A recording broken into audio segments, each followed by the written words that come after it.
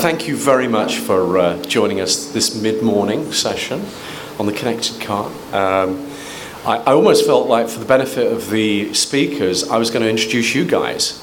So, no, but I think we've got a lovely, intimate group here. So my job as a moderator is to kind of keep out of the way and let the conversation flow. So we've got some fantastic panelists from different sides. It's a very complimentary panelist, different sides of the connected car world and beyond.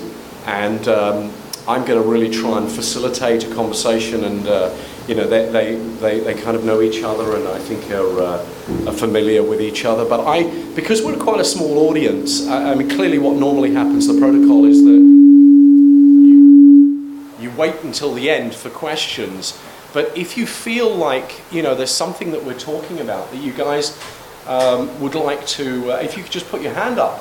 In the course of one of our discussions, I think it'd be just fantastic to have you guys, kind of jump in on the discourse as well. If there's an area, or obviously jot your questions down, I'll make sure that we get at the end to take any questions.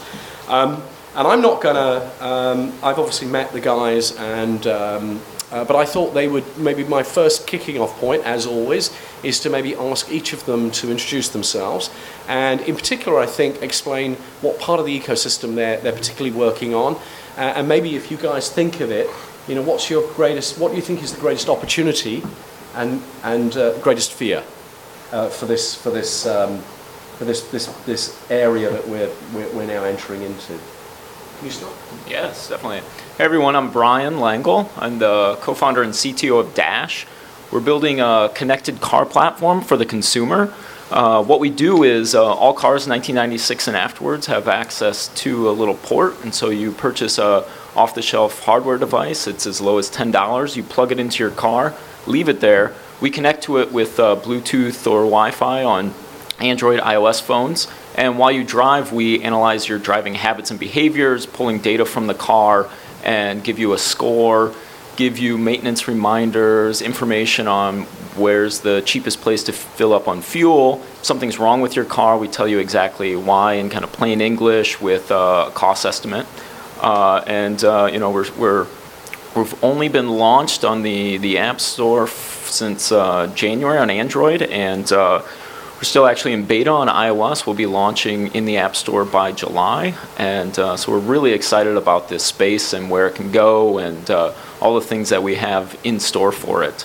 Now, in terms of what really excites myself, it's kind of a geeky thing when I first connected this little device to my car and was able to suddenly unlock all these sensors and data coming out of the car. And so I really want to have that kind of moment to everyone, lots of people in the U.S. drive. I know in New York it's a little bit different, but many people drive on average an hour a day, and this car is a black box. And so really exposing that is something that, in a meaningful way to drivers, is something that really excites me. In terms of fear, I guess it's just kind of articulating that and doing it in the best way. That definitely keeps me up at night.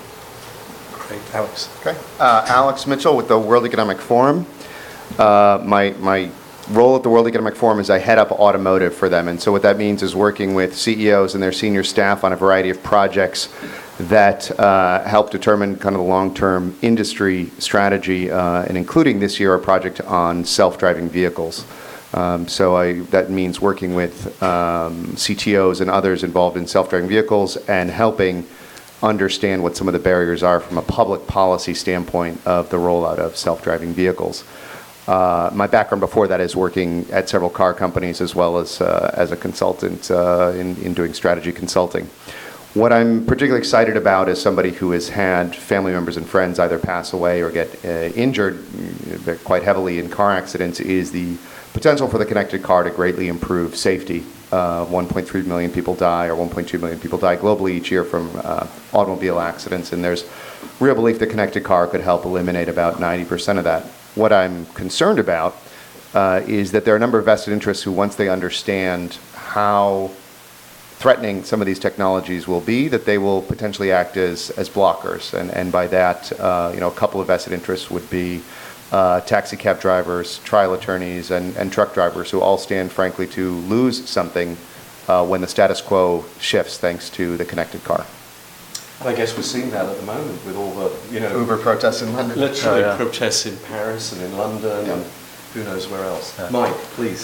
I'm Mike Moen at DriveScribe, and not too dissimilar to Brian at Dash. We're really focused on tracking real-time driving behavior through a smartphone app that we've rolled out in the Android and the iTunes store. And our core market is not like the consumer market, but we're more focused on the insurance market. And what we do is we help insurance companies try to understand what real-time driving behavior means, and also what it can do in terms of pricing insurance in the future. So for instance, insurance companies typically look at historical data to really price premium for auto policyholders. And what we do is we provide another data metrics around real-time driving behavior by harnessing the smartphone. And we have an app that they download on the smartphone, and you turn around and you share your real-time driving data with insurance carriers, and they'll turn around and provide you an insurance discount. So the real opportunity from our perspective is educating the consumer on their real-time driving behavior, but also rewarding you for good driving behavior in terms of lower insurance premiums. And the challenge is really that I think a lot of us are going to face in terms of tracking real-time driving behavior is the data privacy. Making sure that data is secure, making sure the consumers know when you're sharing it with an insurance company is actually going to the insurance company, it's not getting resold to somebody else, and also really informing you about your rights around the data privacy as well. Thank you, Mike. Christian, please. So my name is Christian Noske. I'm an investment principal with BMW Ventures here in New York. We have a $100 million venture fund, the car manufacturer BMW, yeah, we're looking for consumer services in the automotive space. So everything that you heard here, Dash, DriveScribe, would be something that we would be interested in. Other examples would be Uber, parking, EV, everything that helps you to get from A to B or makes that experience a better one. And I think we all agree that the experience is not so great in cars today, so there's a lot to improve. So what I'm most try to not be repeating the things here. Driverless cars is probably something that I'm most intrigued by today, and I think all those connected car things that we today will lead eventually to driverless car. What I'm afraid of today is different, and we heard that before, challenges for those innovations. One example is patent trolls. I think we see a lot of stuff going on which is definitely hurting the innovation space. Governments that don't understand and get influenced by wrong data, and I think connected car data platforms as we see them here today can help to make the case against those things, and I'm positive that we will overcome those things, but this is what I'm afraid of today. That's great kickoff. Can I just ask the audience actually, how many people are sort of somewhat connected to the connected car business? There's a few of you. Everyone obviously is here because they're kind of interested in it. So I think it's actually worth asking the panel to start at a little bit more of a macro level. I just wondered if the panel wouldn't mind giving us a little perspective on what is the connected car space? How would you define it? What are the, we talked a little bit about maybe lean in a little bit to the driverless car. Is it the Internet of Things? Is it, how would you just define at a macro level the sort of components to what we'd call the connected part? Can I start with you, Christian? Yeah, maybe from the venture side. So we have made an investment in a company called Life360, and I think that's a great example for how we understand the connected car space, which is definitely our investment thesis. But Life360 is a family security network that connects your family members, and they just announced a great deal with ADT, which most of you know probably is a leading security company here in the US. So what they create today with their location awareness is really a space where you connect your home automation, you connect your thermostat, you connect your alarm system with your car, with your family. The example that I like there is why should your house not know that nobody is there, that actually the alarm system should be switched on rather than be just off? Where I think 50% of the customers of ADT, they don't even use the alarm system. So they just have it, they don't use it. And I think it's because of the friction that we see there today. And I think the Internet of Things is a good example or good buzzword for things that are possible around automation, around our safety, around our getting from A to B, and making sense out of the data that we already have today. That's great. Anyone else want to jump in? Alex? Sure. I mean, I guess to me it means basically we have historically had cars that have been unconnected with the world around them from a technology standpoint, and we're rapidly approaching a world, and it's already here in some senses, of cars that are connected to the outside world, whether it be through 3G and 4G cellular networks or something like technology like Wi-Fi and WiMAX. What that would enable is, and does enable, is a variety of stimulation for consumers in terms of entertainment or quantification of their driving behavior, and having that sync up to other forms of communication that they use, whether that be their PC or their tablet or their phone. And I think where that's going to inevitably lead us to is transition from that into the further evolution of the connected car, which will be self-driving vehicles where the vehicle is fully autonomous.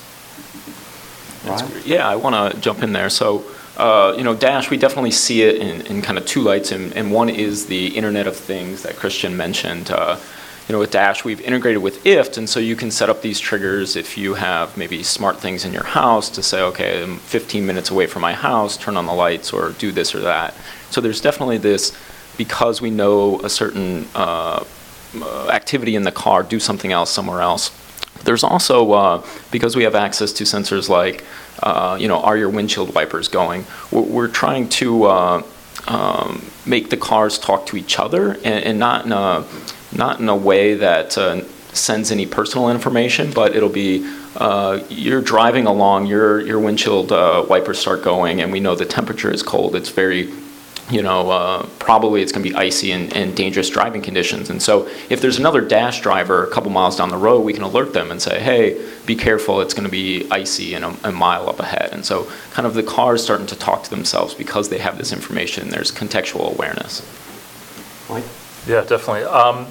We look at connected car through the lens of big data. Before I go there, I want to talk about the connected car. Because it's actually kind of confusing for a lot of people, because what really is the connected car? To companies, it means something different. To Google, it means a driverless car.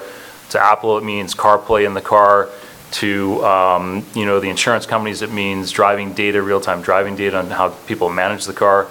But from our perspective, it's really about educating the consumer about their driving behavior and giving them control over their driving data. And there's a lot of companies out there now that are, whether it's Google knowing where you're driving while using Google Maps, whether it's Ford or GM knowing where you're driving, how you're driving that car, and trying to use that data to make cars safer. Where we view connected car is really connecting the individual to the car around the data and what the data means to the individual. So helping you understand how you drive your car, in terms of the time of day you're driving, the miles you're driving, the hours you're driving, how you're managing the car in terms of excessive maneuvering. All of that data is important, but the most important part of it is giving you ownership over it and letting you use that data to get insurance discounts or getting rewarded for your better driving behavior. That's great.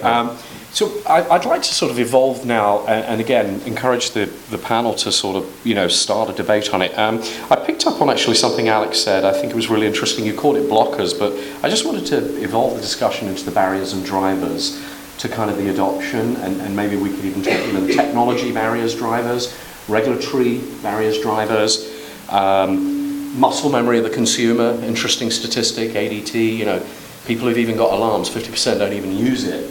So, it's because we have it doesn't mean to say necessarily we're going to use it.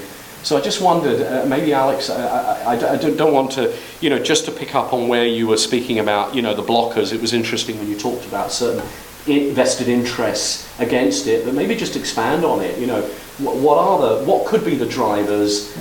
Maybe start with the drivers to the adoption of, this new world. I mean, you're obviously deeply in it. You've obviously you're working with a lot of the auto manufacturers. They're investing a lot of money. So obviously this is a hugely rich area of investment. But what are the drivers? It's not just the money, but again, what are the kind of barriers? And if you could just maybe also, each of you, kind of look at a timeline, because you've got a venture and you're funded, and I'm sure you're probably thinking of milestones where you want to hit certain metrics for yourself, for your business. So I'd just be fascinated with the various drivers. So take it away, guys. Alex, maybe if you... Yeah, I'll touch on one driver and then one barrier. I think from a driver standpoint, it's all us, right? I grew up loving cars. I still love cars.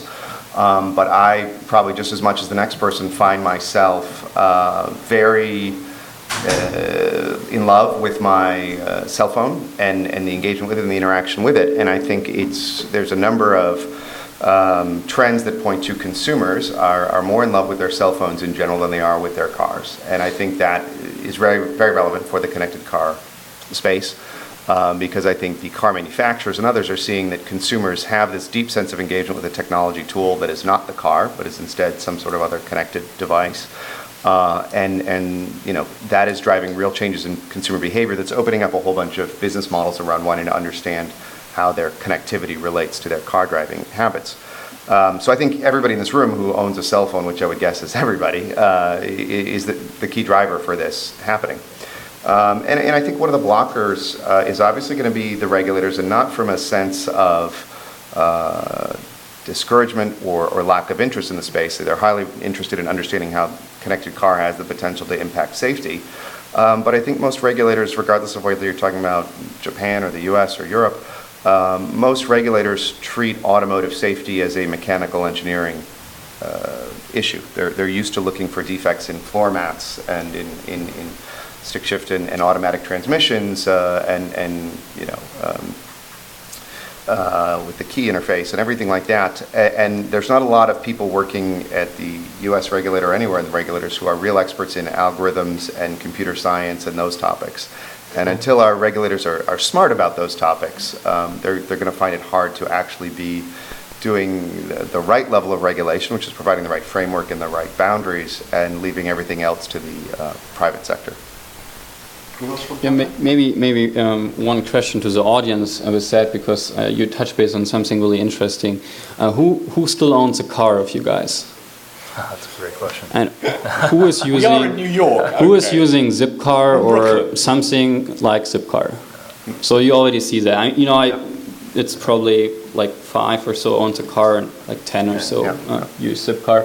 I think can we just do Uber or Lyft? Yeah. Okay. Lyft is not allowed here, but this is a great. That's actually what I wanted to get to. Yeah, those connected car features allow us today to use Lyft, to use car sharing programs like Zipcar, and this is all new to the regulators, right? To insurance companies, to cities, where before you had a one-to-one connection. You had a one car, hopefully BMW, owned by some of you guys, and they could know this car. If this car is an accident, then he's a family member. You are responsible for that. But today, with service like Lyft, where it's not a professional driver anymore, or even with Zipcar, where who drove the car, who's responsible? Is the owner responsible? Is the driver responsible? Who's taking the responsibilities in that case? And connected car features enabling those services, but also on the easier side, where I always love the example of where when you go to the opera today and you tell your car, please bring it to the opera, the car will bring you to the opera. But normally you cannot really park the car in front of the opera. You could try, but then you lose your car. So what it actually should do is bring you to a parking space, maybe the cheapest one, maybe the closest one, whatever you want to do, and then provide you an option how to get to the opera, which could be walking, which could be Uber, which could be something else. But I think this is on the softer side of connected car features, which we will see much more in the future when DriveScribe and Dash provides the data that we need to make those decisions to be contextual, as Brian said. Yeah, Mike, I mean, some of the stuff you're doing, I think, you're certainly seeing some traction in the business. Just love your perspective. Yeah, before I get there, I think one of the challenges around the connected car is sort of regulatory overreach. And what I mean by that is, when you get people down in Washington, they think of the connected car and it's using your smartphone while you're driving, texting and driving. And so they're all about how do we mitigate against texting and driving and make driving safer. And that's how they view the connected car. And so the challenge is educating Washington about the connected car and what it really means. What it really means is individuals want to go from the home, so being connected in the home and walking out of their house, and automatically they're their security system goes on when they get in the car, and they want to have a seamless experience from the home to the car. And while they're in the car, they want to be able to be connected, and they want to be able to be connected in the way that they get that experience at home, right? So you have to manage the sort of safety with connectivity, and then when they get out of the car, they want to go to work and have that same experience at work. So it's like, how do you manage that process, and how do you regulate it in a way where people are still going to get that similar experience and not over-regulate it where it's, all of a sudden it's texting and driving, and a guy in California is using his phone for a map, and he gets pulled over, he gets a ticket for texting and driving, and that ticket gets thrown out because he's been using it for mapping. So it's really, on the regulatory side, I think the biggest challenge for a connected car is regulatory overreach on the data, on the connectivity, on people using their smartphone in the car. So it's trying to make sure Washington's educated on Can I just ask what a that quick means. supplementary question? I mean, that obviously raises... I find it interesting. We've got public broadcast communications saying don't text and drive. I mean, it seems as if that's kind of 10 years out of date now. It's like everyone has that mobile device in their pocket, and they're using it. Navigation, it's music, everything else.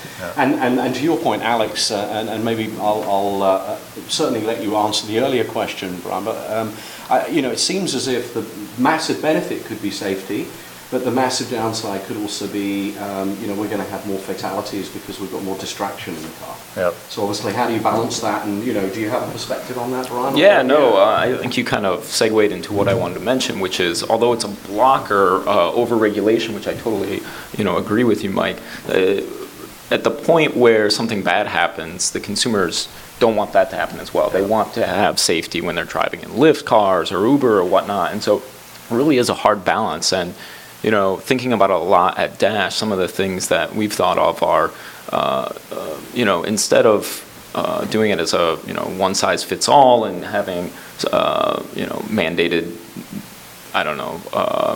going through policies for Uber drivers, some of that can be having the consumers self-select the safer drivers. So if there were a driving score and that was integrated into Lyft, you could then say, okay, I'm going to go with this Lyft driver because they have a 90 score and this one has a 50 score. And so allowing the consumers to make some of those regulatory decisions on their own and putting that framework in place, I think is what we can do best. Yeah, and just on the back of that, that's Brian made a really important point. It's the quantitative data around driving. In other words, driving behavior. It's not the qualitative data and score around did you like the driver, right? It's actually how do you get a score that really gives you an indication that this driver is actually a safe driver, right? So, and that's the challenge, is harnessing that data and sharing that data with the consumer and making it relevant so you really truly understand it.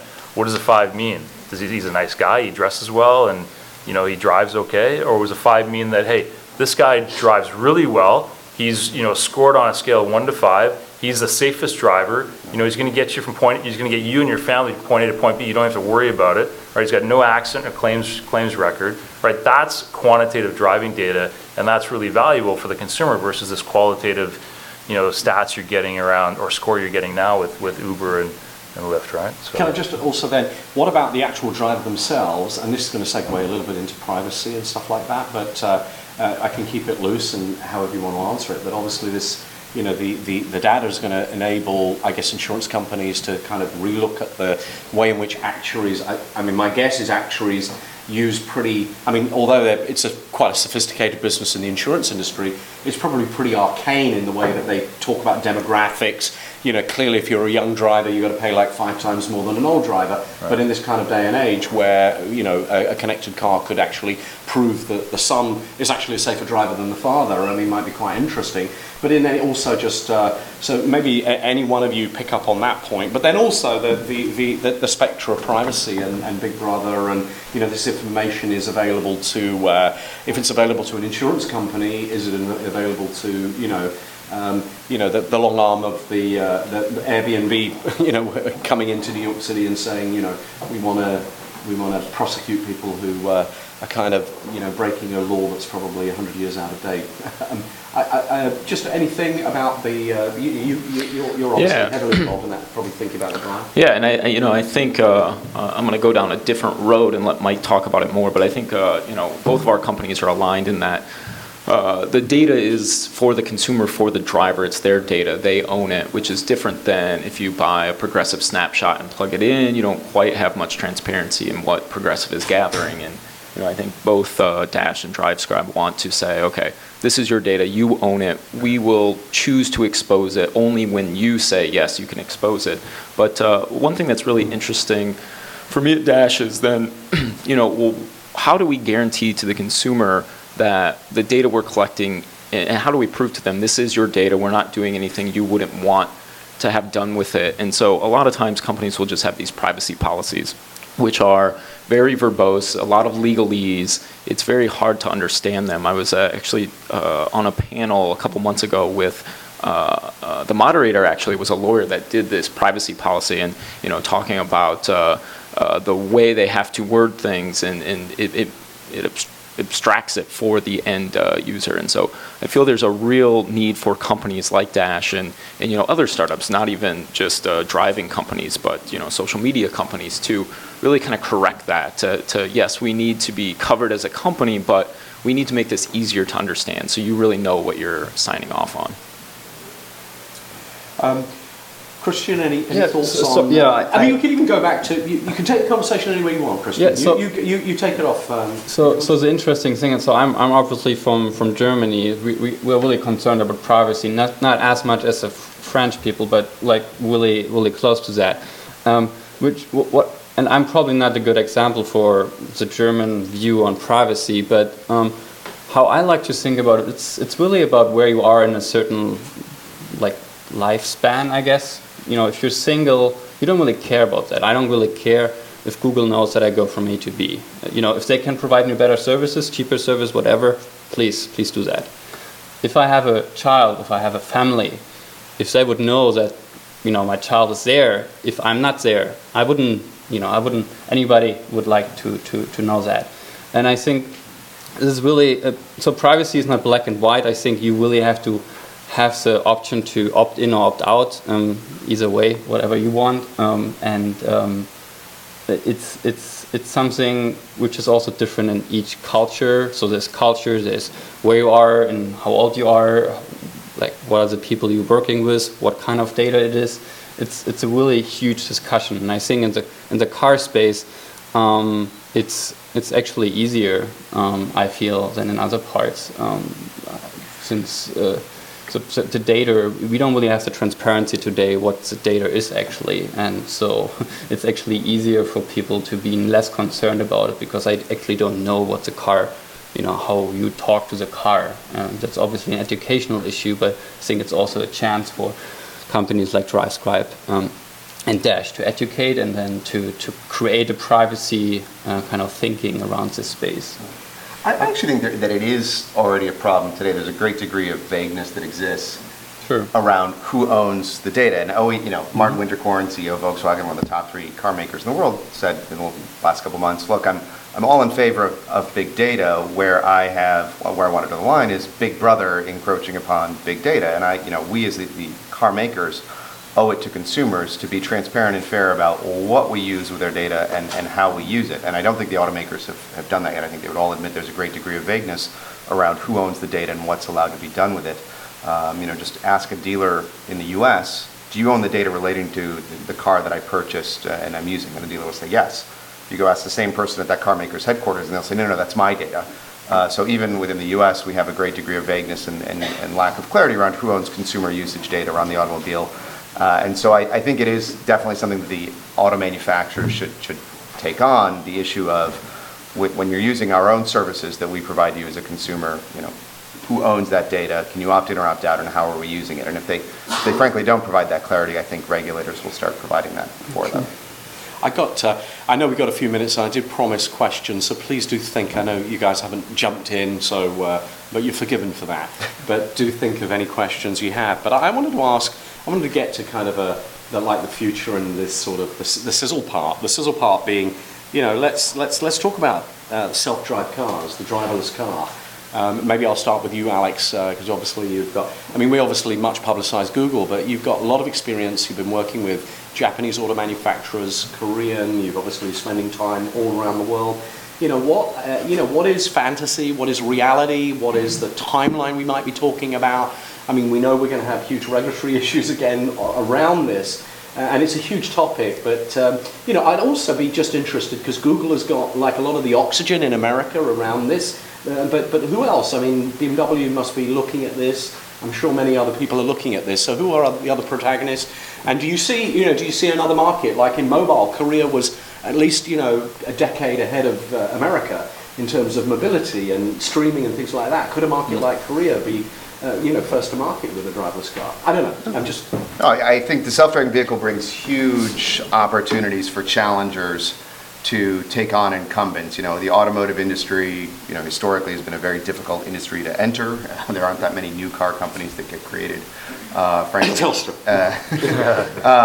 the last several decades. But, Elon Musk at the first quarter shareholder meeting for Tesla said, hey, I think you'll have on-off capability. You get on the highway, you turn on the autopilot, and it'll take you all the way to highway exit, he said, in the last couple of weeks. So I think this is, so far, it's been led by the Googles and the Teslas, with some of the classic OEMs playing a little bit of catch-up.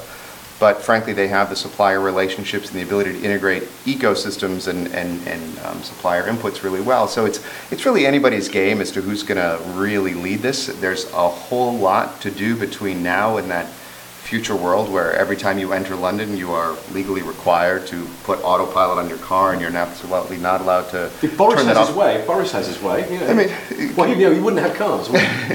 So that's a long ways off, but you're going to see the technology advancing very quickly, and we still have a lot of societal conversations to have about what are the rules. Will London and other cities set up ring fences where you must be using self-driving when you're entering the city of London?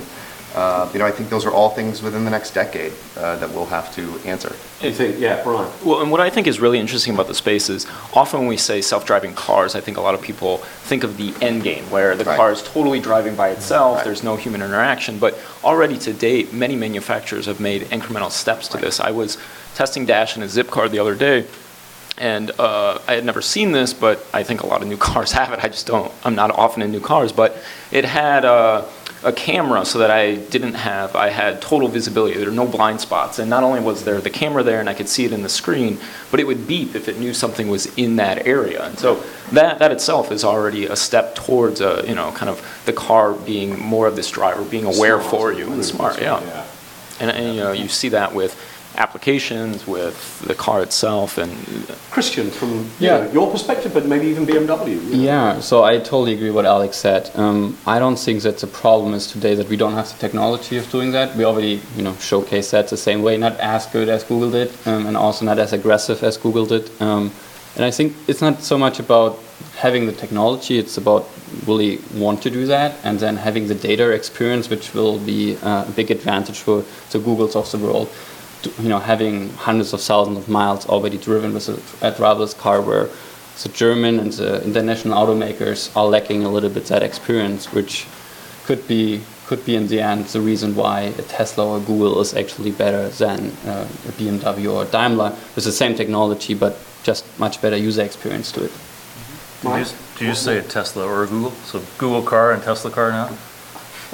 Yeah, why not? I also could see, if you ask me who is it, I could totally see a new company, as Alex a little bit talked about, a totally new company that we don't know today, which will jump in and just use Google technology, or maybe the Apple OS and Google technology and the Tesla battery, combine that and then provide the best solution. Yeah. Mike, do you want to? Any predictions? I mean, I was talking about London. I was reading an article the other day, and there's this company Regis, which is actually an office sharing company where you can come in and you can rent office space. They worked with, I think it was Tesla or another company, and they built this prototype car where you get in the car, all the chairs swivel around, and you can have a business meeting in the car while the car is driving down the road.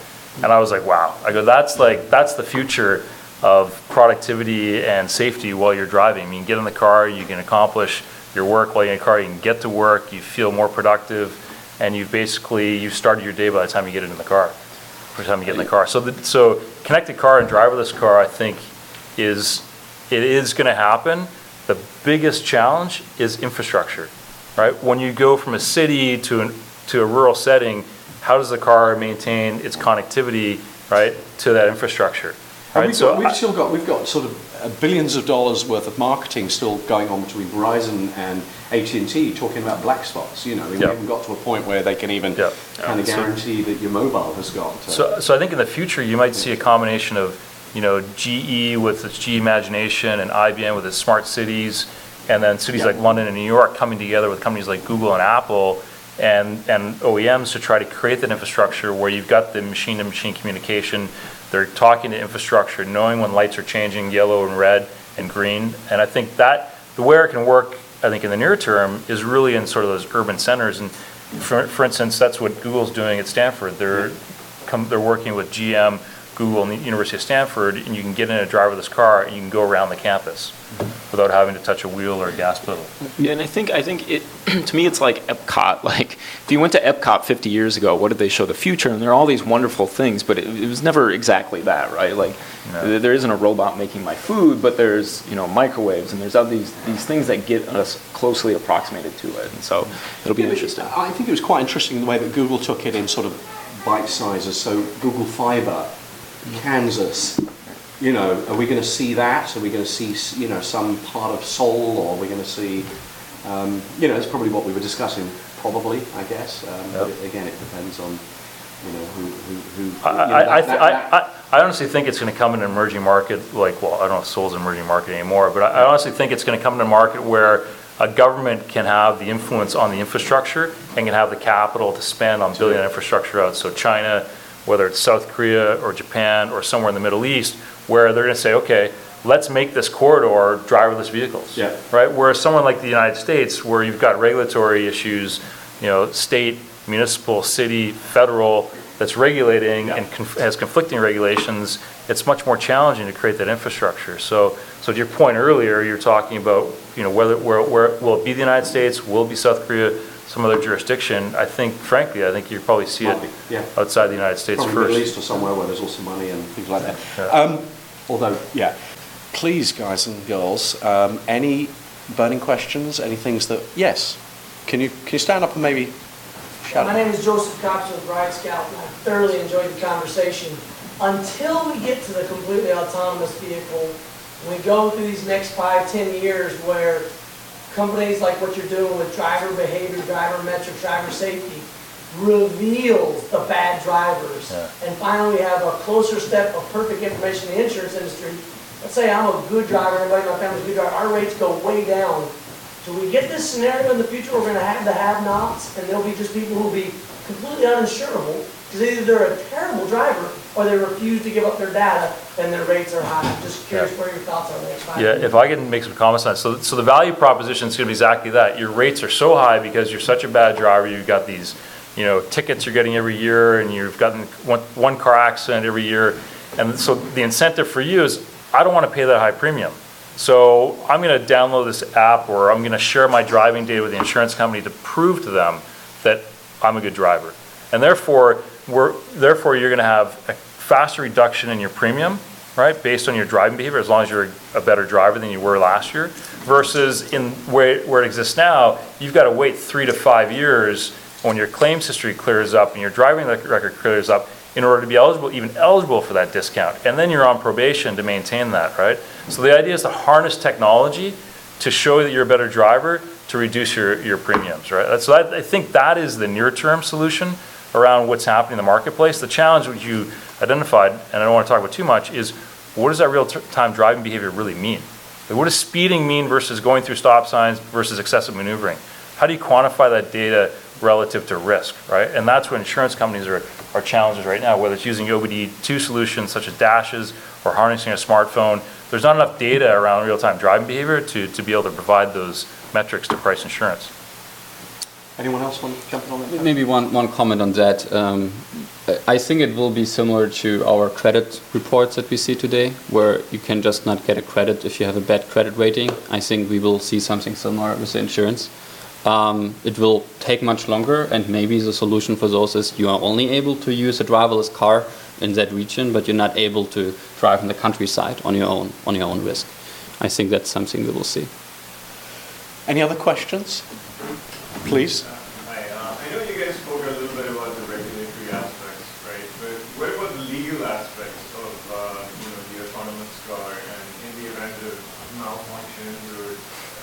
things to that event. How do you think LDs are going to reconcile that? Well, certainly from a regulatory side, it's actually moving, it's all of a sudden moving fairly quickly. So the Vienna Convention is one of the major tools that a lot of countries, not the US, but several other countries use to dictate kind of rules of the road, including a famous clause that says the driver must be in control of the vehicle at all times and their livestock or something to that effect. And there's a proposal... Camels and elephants. Yeah, there's a proposal put forth to update that, which would impact the rules of the road for dozens of countries around the world. And the UK has just recently changed some of their laws, or is in the process of doing so based on some of the Google work that's happened. So there is a lot of vagueness that exists in some laws just because we're dealing with a new technology that didn't exist before, and most of the legal structures around rules of the road in most countries assume that the driver was in control. But I think there's at least now a sense of regulators that those rules need to change, so that issue is kind of on everybody's regulatory screen. Other issues are still a little bit hazier, which is things like the insurance and liability aspect. In a fully autonomous world, where does risk lie? Do the insurers follow suit and have appropriate policies to cover that sort of an approach? Can I just make one last comment? Just a quick one on the insurance side, on the legal liability side of the equation. There are a few auto manufacturers out there that are actually trying to address that issue in the future, and what I mean by that is they're looking to partner with an insurance company to insure a driver of this vehicle. Because the challenge is, I think you were getting at, is who's liable for that risk if you have technology malfunction and leads to a car accident, which leads to something traumatic like a death or something. Who's liable? Is the technology company, so an Apple or a Google? Is it the car manufacturer, or is the individual? So there's going to be some sort of new hybrid insurance around driverless cars, whether it's a Toyota Smart Insurance or a BMW Smart Insurance, where you're working to offload some of that risk. Yeah. Right.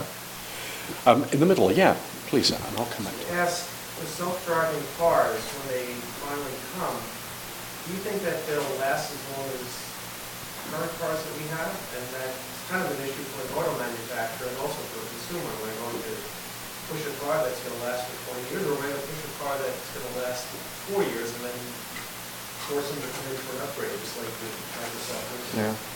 Like our iPhones.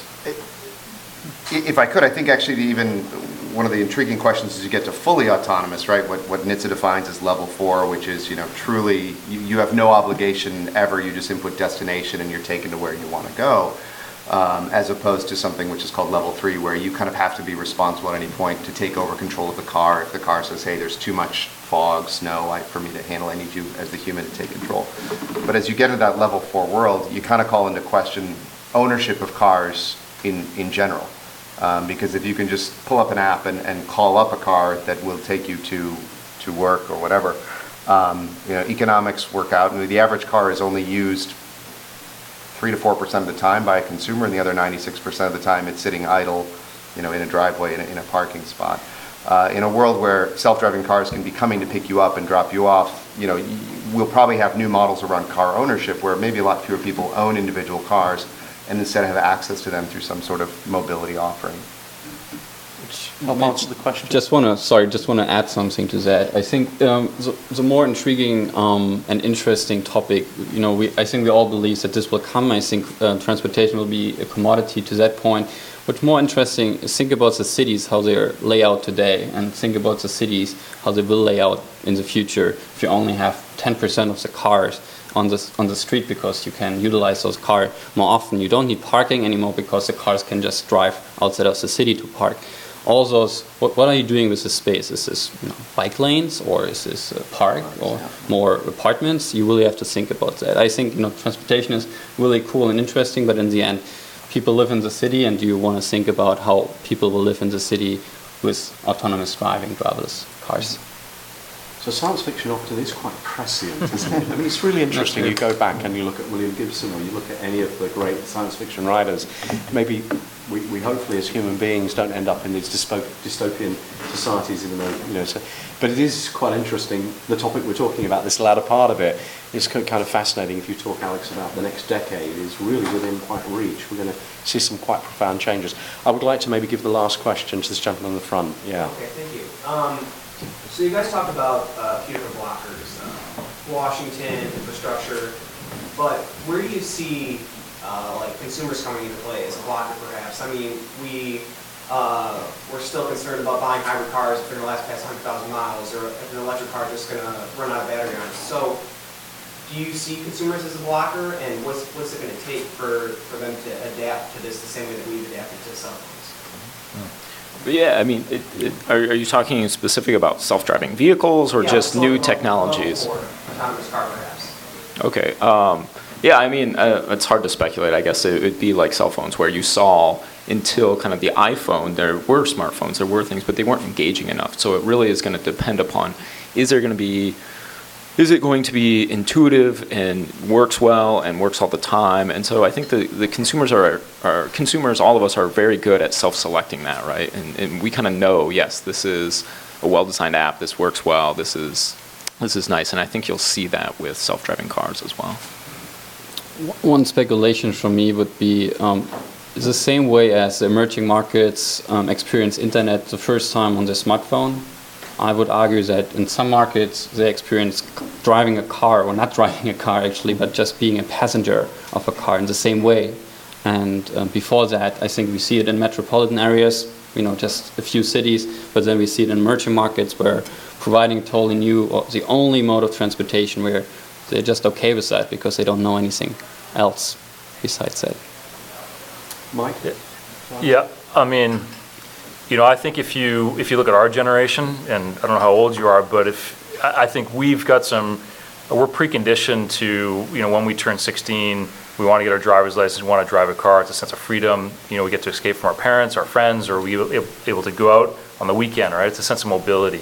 I think in the future, 10, 20, 30 years from now, you already see a trend happening with, teens that are signing up less and less to get their driver's license and actually using, a transport more, or public transport more and more. So I think if we're 20 years out on the curve, you're going to have a teen who's going to say, I can't believe you were driving a car, right? That's probably what's going to happen at the end of the day, and as technology catches up and infrastructure catches up, and those types of new technologies come online, I think there's going to be less of an apprehension to want to get into a car that's driverless. Now, what do we do in the medium term? And I think it's this migration to whether it's level 2, 3, or 4 type of driverless vehicles, whether it's advanced driver assistance systems where it corrects you if you're diverting out of the lane, or it's letting you know if a pedestrian is jumping in front of you, or it's parking a car for you, or it's taking you somewhere in a city location. I think there's going to be